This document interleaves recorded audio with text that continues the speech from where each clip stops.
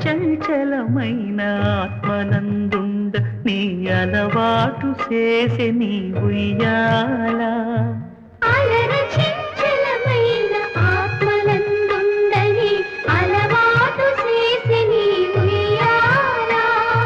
పలుమారు ఉచ్ఛ్వాస పవనమందుండ నీ భావంబు తెలిపే నీ ఉయ్యాల